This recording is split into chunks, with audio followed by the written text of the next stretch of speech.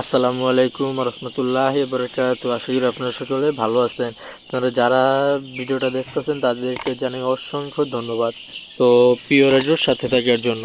আর আজকে আমরা আমাদের মুরগির বাচ্চার একটি সমস্যা হয়েছে, আর মুরগির বাচ্চার এই সমস্যাটি সমাধান দেওয়ার জন্য আজকে ভিডিওটা করছি, যাতে আপনারাও কিছু শিখতে পারেন। তো আজকে আমাদের মুরগির বাচ্চার সমস্যাটি হয়েছে যে মুরগির বাচ্চাগুলোর রক্তামাশা হয়েছে। রক্তামাশা হওয়ার মেইন কারণই হলো অ্যামোনিয়া গ্যাস। আর অ্যামোনিয়া গ্যাসের কারণে রক্তামাশাটি বেশি হয়ে থাকে। আর এটি মুরগির বাচ্চার বেশি হয়, বড় মুরগির কম হয়, আর হলেও মাঝে মাঝে অটোমেটিক ঠিক হয়ে যায়। তো 90 দিন বয়স পর্যন্ত এই রোগটি হওয়ার সম্ভাবনা বেশি থাকে। আর 90 দিন পেরিয়ে গেলে এই রোগটি হওয়ার সম্ভাবনা 5% থাকে।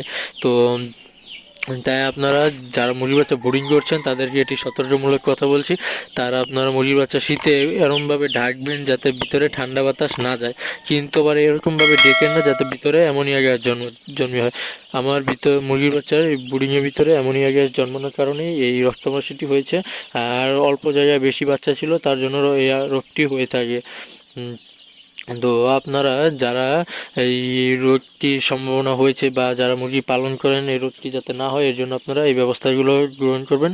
আর মুরগিগুলো তো তখন আমি ইউজ করেছিলাম এই পেঁপে পাতা, কিন্তু এখন শীতের সিজন তাই আর পেঁপে পাতা ইউজ করছি না। তাই এবার আমরা ইউজ করবো অ্যাম্পোলিপি, এই ওষুধটি অত্যন্ত ভালো একটি ওষুধ।